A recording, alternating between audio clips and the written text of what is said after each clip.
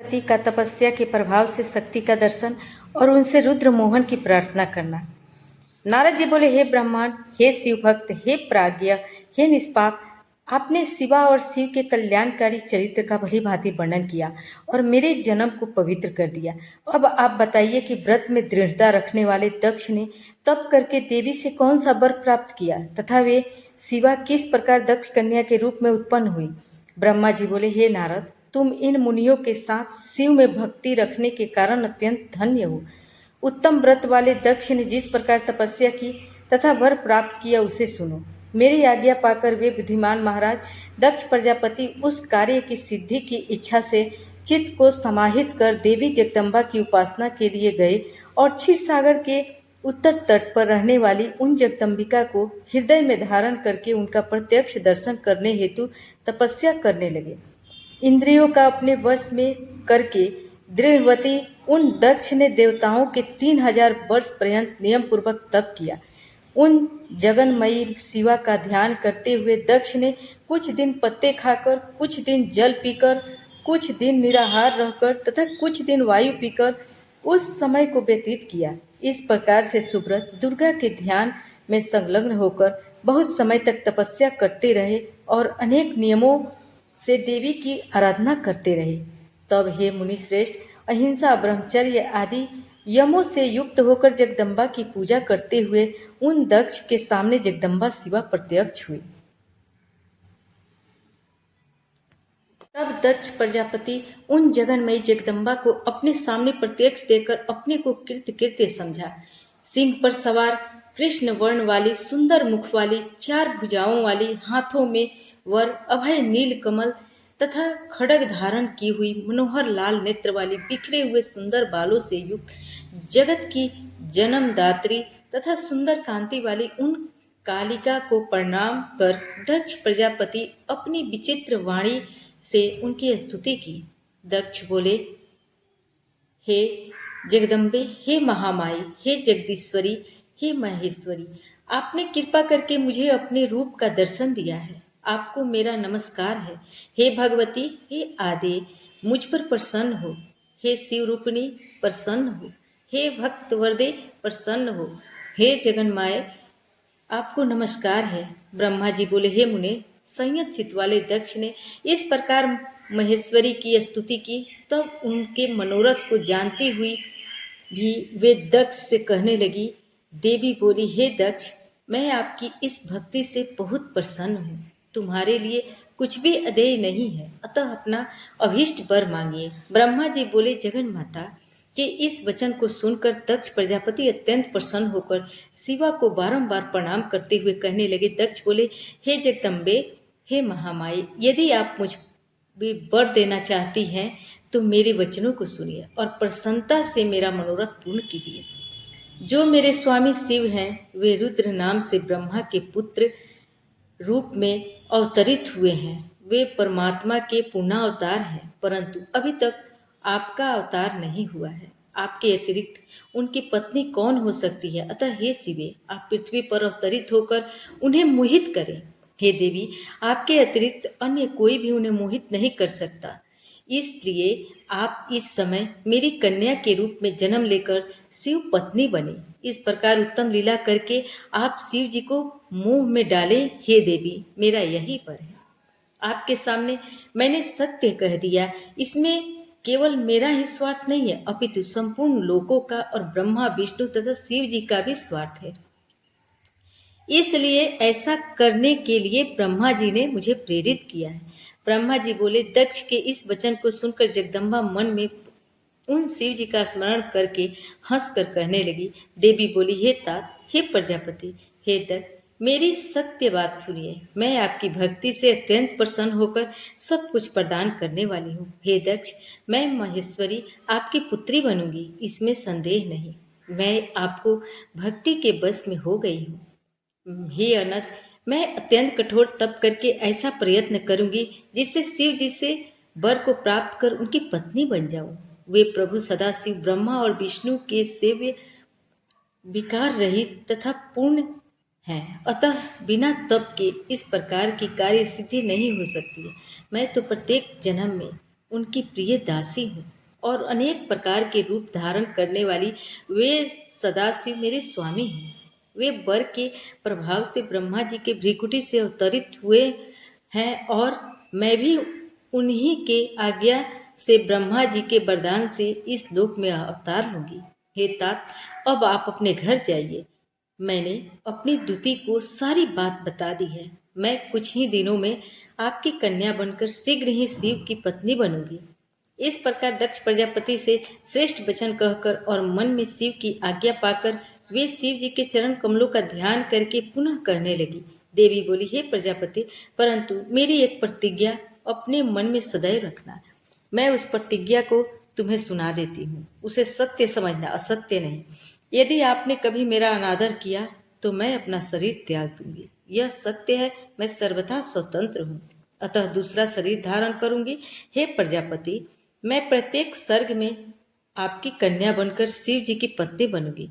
मैंने यह वरदान आपको दिया। ब्रह्मा जी बोले। इस प्रकार दक्ष प्रजापति से कहकर वे महेश्वरी उनके देखते देखते वहीं अंतर्ध्यान हो गई।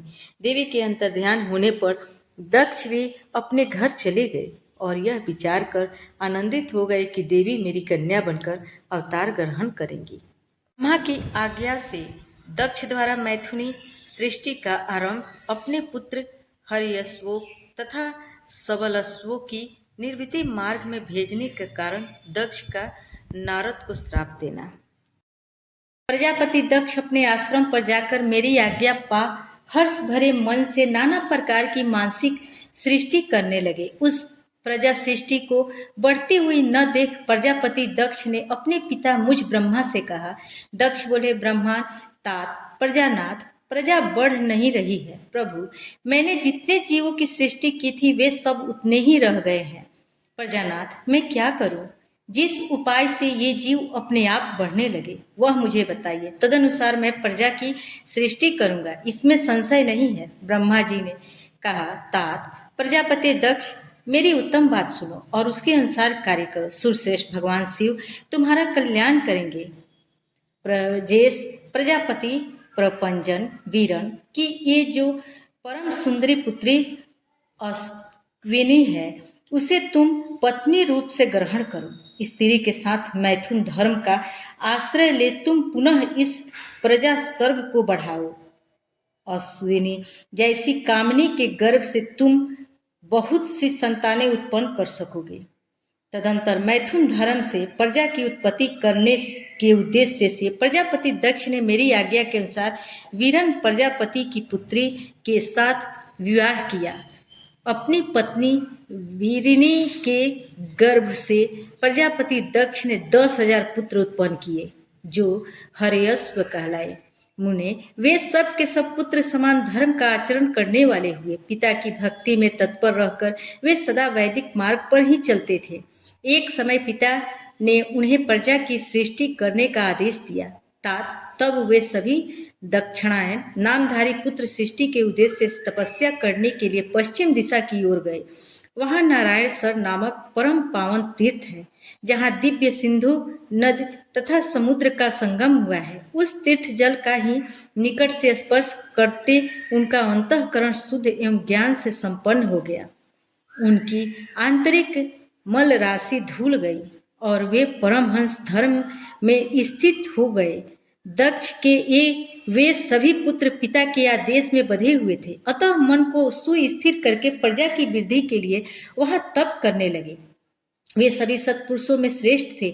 नारद, जब तुम्हें पता लगा कि हर्यश्वगण सृष्टि के लिए तपस्या कर रहे हैं, तब भगवान लक्ष्मीपति के हार्दिक अभिप्राय को जानकर तुम स्वयं उनके पास गए और आदर पूर्वक यूं बोले, दक्ष पुत्र हर्यश्वगण, तुम लोग पृथ्वी का अंत देखे बिना सृष्टि रचना करने के लिए कैसे उद्धत हो गए? ब्रह्मा जी कहते हैं 60 कन्याओं का विवाह दक्ष और वीरिणी के यहाँ देवी शिवा का अवतार, दक्ष द्वारा उनकी स्तुति तथा सती के सद्गुणों और चेष्टाओं से माता पिता की प्रसन्नता। ब्रह्मा जी कहते हैं, देवर्षि, इसी समय दक्ष के इस वर्ताव को जानकर मैं भी वहां आ पहुंचा और पूर्वतः उन्हें शांत करने के लिए सांत्वना देने लगा। तुम्हारी प्रसन्नता को बढ़ाते हुए मैंने दक्ष के साथ तुम्हारा सुंदर स्नेह पूर्वक संबंध स्थापित कराया। तुम मेरे पुत्र हो, मुनियों में श्रेष्ठ और संपूर्ण देवताओं के प्रिय हो, अतः बड़े प्रेम से तुम्हें आश्वासन देकर मैं फिर अपने स्थान पर आ गया। तदंतर प्रजापति दक्ष ने मेरी अनुनय के अनुसार अपनी पत्नी के गर्भ से 60 सुंदर कन्याओं को जन्म दिया और आलस्य रहित हो धर्म आदि के साथ उन सबका विवाह कर दिया। मुनीश्वर, मैं उसी प्रसंग को बड़े प्रेम से कह रहा हूँ, तुम सुनो। मुनि, दक्ष ने अपनी 10 कन्याएं विधि पूर्वक धर्म को ब्याह दी, 13 कन्याएं कश्यप मुनि को दे दिया और 27 कन्याओं का विवाह चंद्रमा के साथ कर दिया। भूत या ब्रह्म बहुपुत्र अंगिरा और क्रिसासो को उन्होंने 2-2 कन्याएं दी और शेष 4 कन्याओं को विवाह तार्क्ष्य या अरिष्टनेमी के साथ कर दिया। इन सबकी संतान परंपराओं से तीनों लोक भरे पड़े हैं, अतः विस्तार भय से उनका वर्णन नहीं किया जाता। कुछ लोग शिवा और सती को दक्ष की ज्येष्ठ पुत्री बताते हैं, दूसरे लोग उन्हें मझली पुत्री कहते हैं तथा कुछ अन्य लोग सबसे छोटी पुत्री मानते हैं। कल्प भेद से ये तीनों मत ठीक हैं। पुत्र और पुत्रियों की उत्पत्ति के पश्चात पत्नी सहित प्रजापति दक्ष ने बड़े प्रेम से मन ही मन जगदम्बिका का ध्यान किया, साथ ही गदगद वाणी से प्रेम पूर्वक उनकी स्तुति भी की। बारंबार अंजलि बांधकर नमस्कार करके वे विनीत भाव से देवी को मस्तक झुकाते थे। इससे देवी शिवा संतुष्ट हुई और उन्होंने अपने प्रण की पूर्ति के लिए मन ही मन यह विचार किया कि अब मैं वरिणी के गर्भ से अवतार लूं। ऐसा विचार कर वे जगदम्बा दक्ष के हृदय में निवास करने लगी। मुनिश्रेष्ठ, उस समय दक्ष बड़ी शोभा होने लगी। फिर उत्तम मुहूर्त देखकर दक्ष ने अपनी पत्नी में प्रसन्नता पूर्वक गर्भधान किया। तब दयालु शिवा दक्ष पत्नी के चित्त में निवास करने लगी। उनमें गर्भ धारण के सभी चिन्ह प्रकट हो गए। तात उस अवस्था में वीरिनी की शोभा बढ़ गई और उनमें चित्त अधिक हर्ष छा गया। भगवती शिवा के निवास के प्रभाव से वीरिनी महामंगल रूपिणी हो गई। दक्ष ने अपने कुल संप्रदाय, वेद ज्ञान और हार्दिक उत्साह के अनुसार प्रसन्नता पूर्वक पुंसवन आदि संस्कार संबंधी श्रेष्ठ क्रियाएं संपन्न की। उन कर्मों के अनुष्ठान के समय महान उत्सव हुआ। प्रजापति ने ब्राह्मणों को उनकी इच्छा के अनुसार धन दिया। उस अवसर पर वीरिनी के गर्भ में देवी का निवास हुआ। जानकर श्री विष्णु आदि सब देवताओं को बड़ी प्रसन्नता हुई। उन सब ने वहां आकर जगदम्बा का स्तवन किया और समस्त लोगों का उपकार करने वाली देवी शिवा को बारंबार प्रणाम किया। वे सभी देवता प्रसन्नचित हो दक्ष प्रजापति और वीरिनी की भूरी भूरी प्रशंसा करके अपने अपने स्थान को लौट गए। नारद, अब 9 महीने बीत गए। तब लौकिक गति का निर्वाह कराकर 10वें महीने के पूर्ण होने पर चंद्रमा आदि ग्रहों तथा ताराओं की अनुकूलता से युक्त सुखद मुहूर्त में देवी शिवा शीघ्र ही अपने माता के सामने प्रकट हुई। उनके अवतार लेते ही प्रजापति दक्ष बड़े प्रसन्न हुए और उन्हें महान तेज से दीप्यमान देख उनके मन में यह विश्वास हो गया कि साक्षात ये शिवा देवी ही मेरी पुत्री के रूप में प्रकट हुई हैं। उस समय आकाश से फूलों की वर्षा होने लगी और मेघ जल बरसने लगे। मुनीश्वर, सती के जन्म लेते ही संपूर्ण दिशाओं में तत्काल शांति छा गई। देवता आकाश में खड़े हो मांगलिक बाजे बजाने लगे। अग्निशालाओं की बुझी हुई अग्नियां सहसा प्रज्वलित हो उठी और सब कुछ परम मंगलमय हो गया।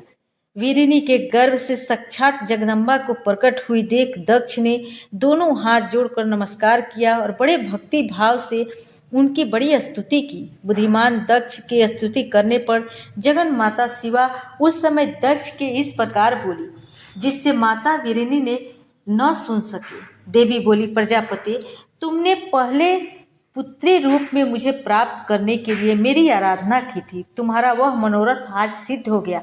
अब तुम उस तपस्या के फल को ग्रहण करो। उस समय दक्ष से ऐसा कहकर देवी ने अपनी माया से शिशु रूप धारण कर लिया और शैशव भाव प्रकट करती हुई वे वहां रोने लगी। उस बालिका का रोदन सुनकर सभी स्त्रियां और दासियां बड़े वेग से प्रसन्नता पूर्वक वहां आ पहुंची। अस्किविनी की पुत्री का अलौकिक रूप देखकर उन सभी स्त्रियों को बड़ा हर्ष हुआ। नगर के सब लोग उस समय जय जयकार करने लगे।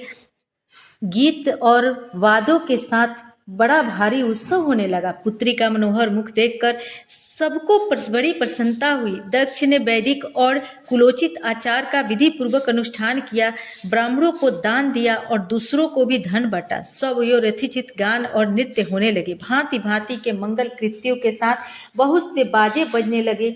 उस समय दक्ष ने समस्त सद्गुणों की सत्ता प्रशंसित होने वाली अपनी उस पुत्री का नाम प्रसन्नता पूर्वक उमा रखा। तदंतर संसार के लोगों की ओर से उसके और भी नाम प्रचलित किए गए, जो सब के सब महान, मंगलदायक और विशेषतः समस्त दुखों का नाश करने वाले हैं। वीरिनी और महात्मा दक्ष अपनी पुत्री का पालन करने लगे तथा वह शुक्ल पक्ष की चंद्रकला के समान दिनों दिन बढ़ने लगी। द्विश्रेष्ठ बाल्यावस्था में ही समस्त उत्तम गुण उसमें उसी तरह प्रवेश करने लगे जैसे शुक्ल पक्ष के बाल चंद्रमा में भी समस्त मनोहारिणी कलाएं प्रविष्ट हो जाती हैं।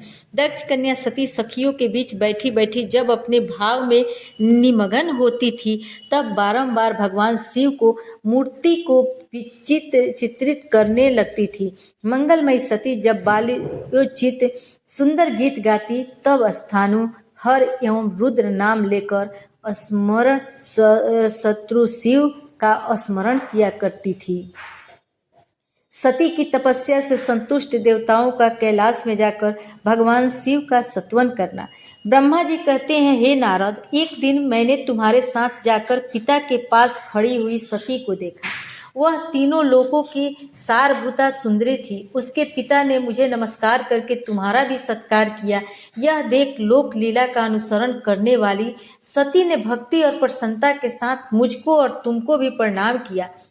नारद तदंतर सती की ओर देखते हुए हम और तुम दक्ष ने दिए हुए शुभ आसन पर बैठ गए। तत्पश्चात मैंने उस विनयशीला बालिका से कहा, सती, जो केवल तुम्हें ही चाहते हैं और तुम्हारे मन में भी एकमात्र जिनकी ही कामना है, उन्हीं सर्वज्ञ जगदीश्वर महादेव जी को तुम पति रूप में प्राप्त करो। शुभे, जो तुम्हारे सिवा दूसरे किसी स्त्री को पत्नी रूप में न तो ग्रहण कर सके हैं, न करते हैं और न भविष्य में ही ग्रहण करेंगे, वे ही भगवान शिव तुम्हारे पति हो। वे तुम्हारे ही योग्य हैं, दूसरे के योग्य नहीं।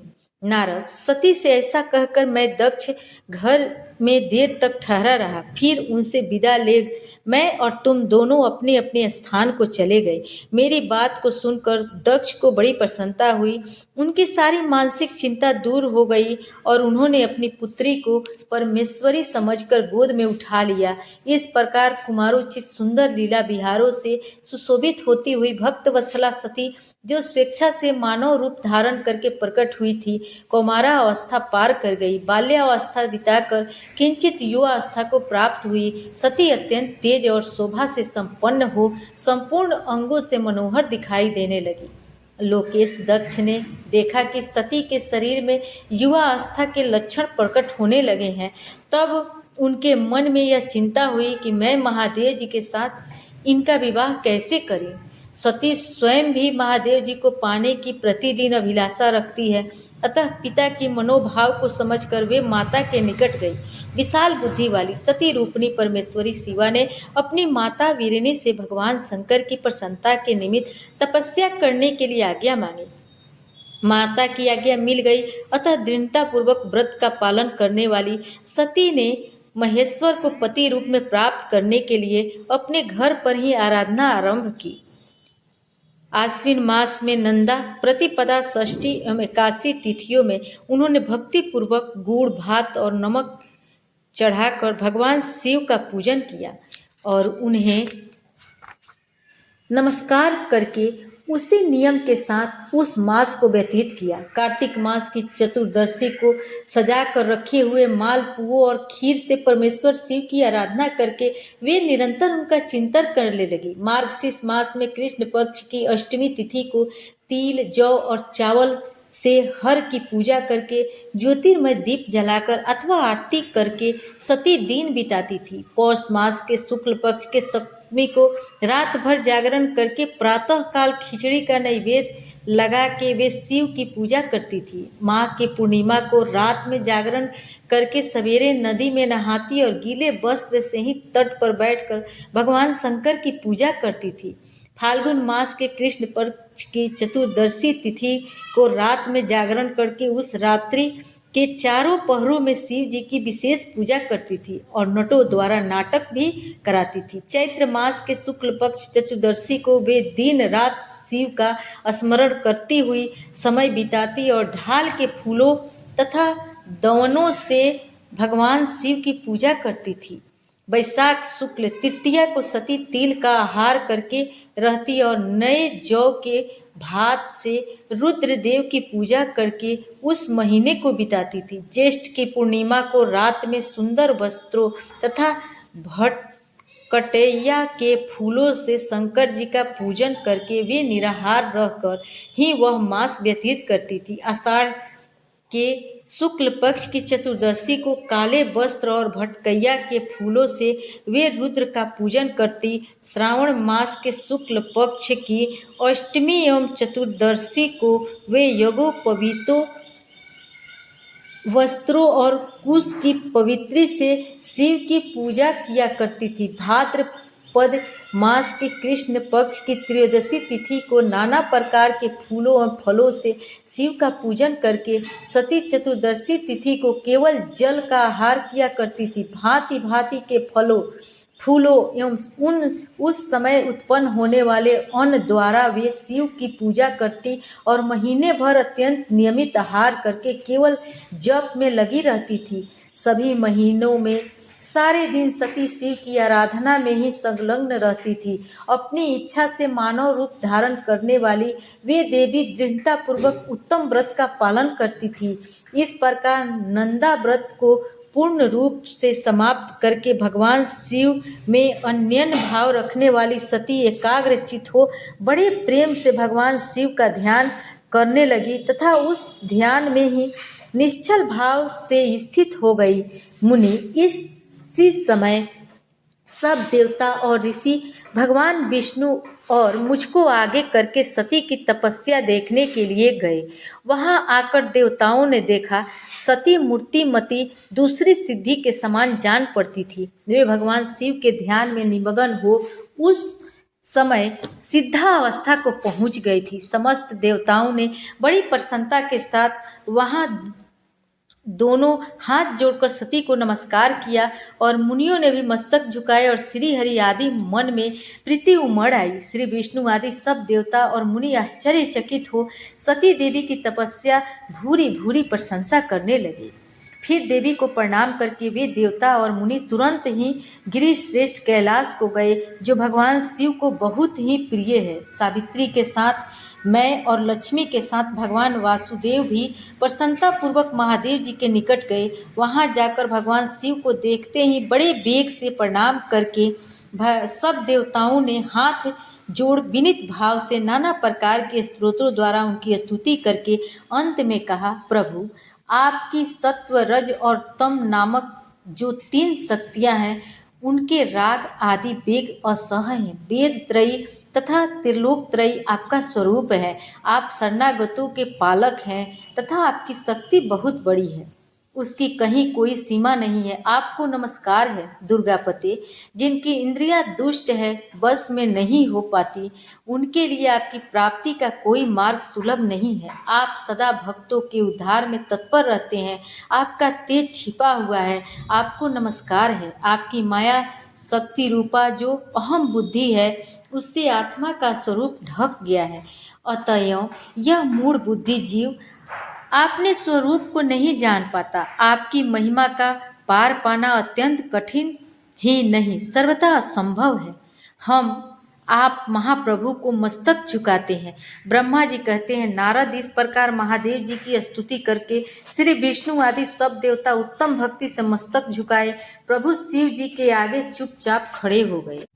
ब्रह्मा जी का रुद्रदेव से सती के साथ विवाह करने का अनुरोध, श्री विष्णु द्वारा अनुमोदन और श्री रुद्र की इसके लिए स्वीकृति। ब्रह्मा जी कहते हैं, श्री विष्णु आदि देवताओं की हुई उस स्तुति को सुनकर सबकी उत्पत्ति हेतु भूत भगवान शंकर बड़े प्रसन्न हुए और जोर जोर से हंसने लगे। मुझ ब्रह्मा और विष्णु अपनी अपनी पत्नी के साथ आया हुआ देख महादेव जी ने हम लोगों से यथोचित वार्तालाप किया और रुद्र बोले, हे हरे, हे विधे तथा हे देवताओं और महर्षियों, आज निर्भय होकर यहाँ आप अपने आने का ठीक ठाक कारण बताओ।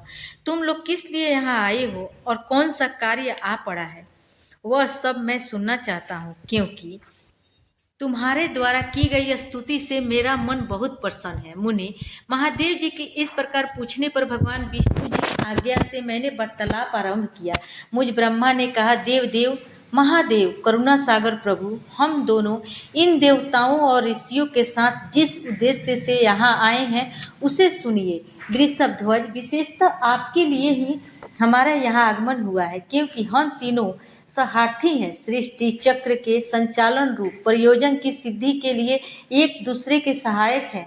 सहार्थी को सदा परस्पर यथा योग्य सहयोग करना चाहिए, अन्यथा यह जगत टिक नहीं सकता। महेश्वर, कुछ ऐसे असुर उत्पन्न होंगे जो मेरे हाथ से मारे जाएंगे, कुछ भगवान विष्णु के और कुछ आपके हाथों नष्ट होंगे। महाप्रभु, कुछ असुर ऐसे होंगे जो आपके वीर्य से उत्पन्न हुए पुत्र के हाथ से ही मारे जा सकेंगे। प्रभु, कभी कोई बिरले ही असुर ऐसे होंगे जो माया के हाथों द्वारा वध को प्राप्त होंगे। आप भगवान शंकर की कृपा से ही देवताओं को सदा उत्तम सुख प्राप्त होगा। घोर असुरों का विनाश करके आप जगत को सदा स्वास्थ्य और अभय प्रदान करेंगे, अथवा यह भी संभव है कि आपके हाथ से कोई भी असुर न मारे जाए, क्योंकि आप सदा योग युक्त रहते हुए राग द्वेष से रहित हैं तथा एकमात्र दया करने में ही लगे रहते हैं। यदि वे असुर भी आराधित हो आपकी दया से अनुग्रहित होते रहें तो सृष्टि और पालन का कार्य कैसे चल सकता है। अतः वृषभध्वज, आपका प्रतिदिन सृष्टि आदि के उपयुक्त कार्य करने के लिए उद्यत रहना चाहिए। यदि सृष्टि पालन और संहार रूप में कर्म न करने हो, तब तो हमने माया से जो भिन्न भिन्न शरीर धारण किए हैं उनकी कोई उपयोगिता अथवा औचित्य ही नहीं है। वास्तव में हम तीनों एक ही हैं, कार्य के भेद से भिन्न भिन्न देह धारण करके स्थित हैं। यदि कार्य भेद न सिद्ध हो तब तो हमारे रूप भेद का कोई प्रयोजन ही नहीं है। देव, एक ही परमात्मा महेश्वर तीन स्वरूपों में अभिव्यक्त हुए हैं। इस रूप भेद में उनकी अपनी माया ही कारण है। वास्तव में प्रभु स्वतंत्र हैं, वे लीला के उद्देश्य से ही ये सृष्टि आदि कार्य करते हैं। भगवान श्री हरि उनके बाएं अंग से प्रकट हुए हैं, मैं ब्रह्मा उनके दाएं अंग से प्रकट हुआ हूँ, और आप रुद्रदेव उन सदा शिव के हृदय से पूर्ण रूप हैं। प्रभु, इस प्रकार अभिन्न रूप होते हुए भी हम तीन रूपों में प्रकट हैं। सनातन देव, हम तीनों उन्हीं भगवान सदाशिव और शिवा के पुत्र हैं। इस यथार्थ तत्व का आप हृदय से अनुभव कीजिए।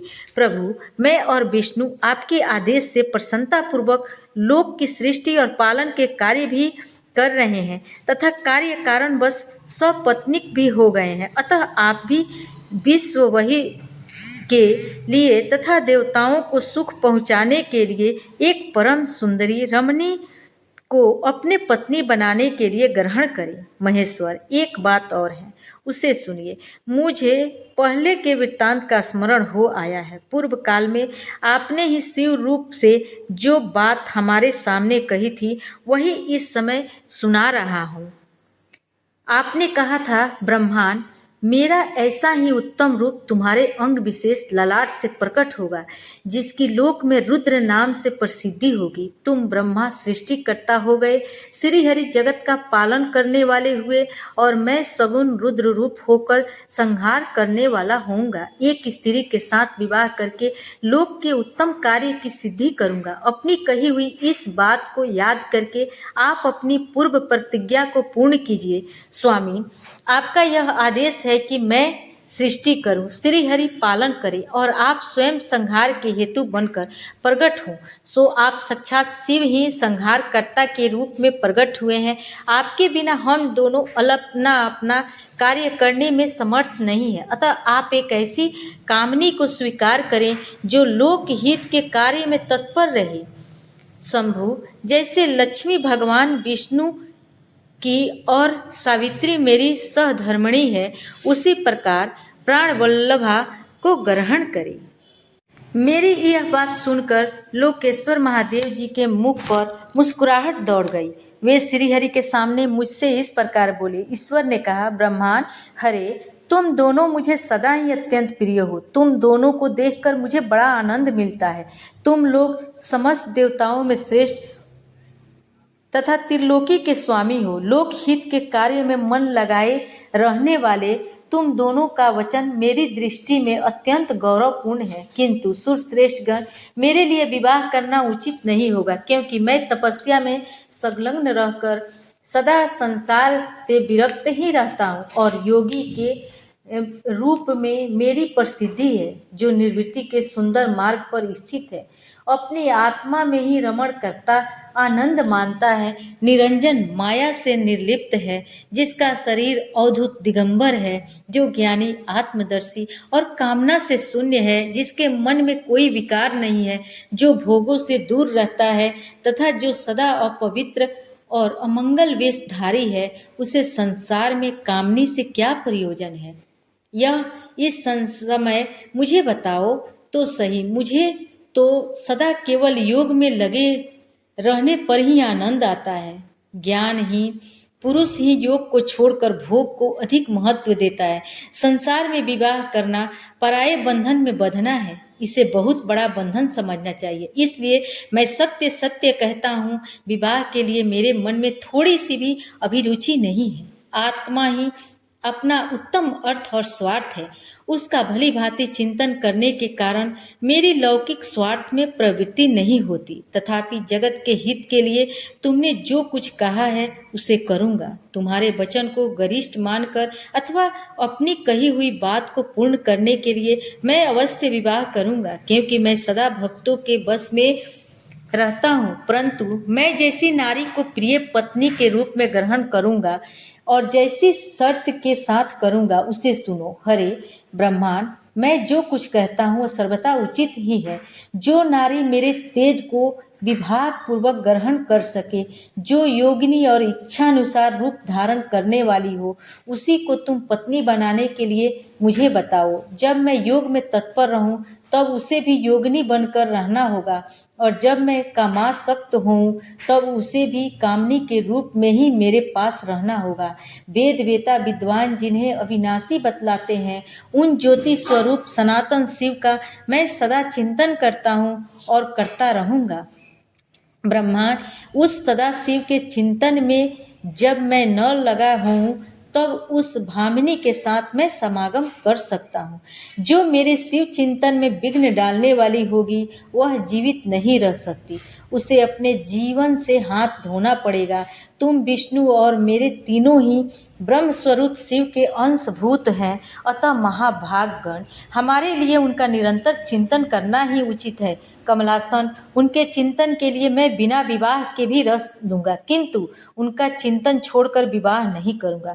अतः तुम मुझे ऐसी पत्नी प्रदान करो जो सदा मेरे कर्म के अनुकूल चल सके।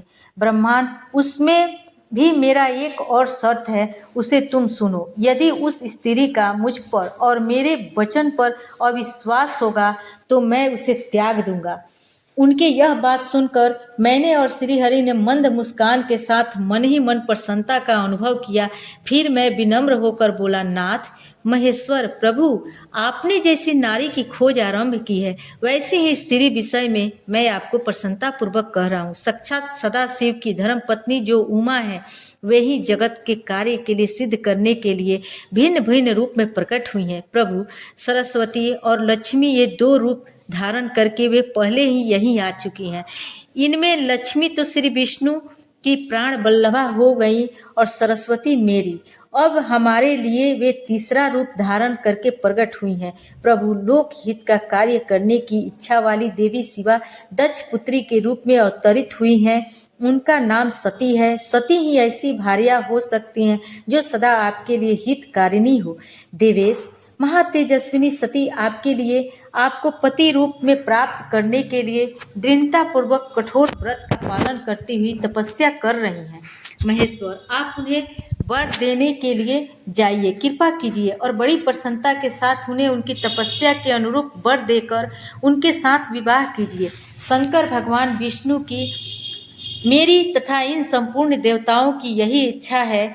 आप अपनी शुभ दृष्टि से हमारी इन इच्छा को पूर्ण कीजिए, जिससे हम आदरपूर्वक इस उत्सव को देख सकें। ऐसा होने से तीनों लोकों में सुख देने वाला परम मंगल होगा और सबकी सारी चिंता मिट जाएगी, इसमें संशय नहीं है। तदंतर मेरी बात समाप्त होने पर लीला विग्रह धारण करने वाले भक्त वत्सल महेश्वर से मधुसूदन अच्युत ने इसी का समर्थन किया। तब भक्त वत्सल भगवान शिव ने हंसकर कहा, बहुत अच्छा, ऐसा ही होगा। उनके ऐसा कहने पर हम दोनों उनसे आज्ञा ले अपनी पत्नी और देवताओं और मुनियों के साथ अत्यंत प्रसन्न हो अपने अभीष्ट स्थान को चले गए। सती को शिव से वर की प्राप्ति तथा भगवान शिव का ब्रह्मा जी को दक्ष के पास भेजकर सती का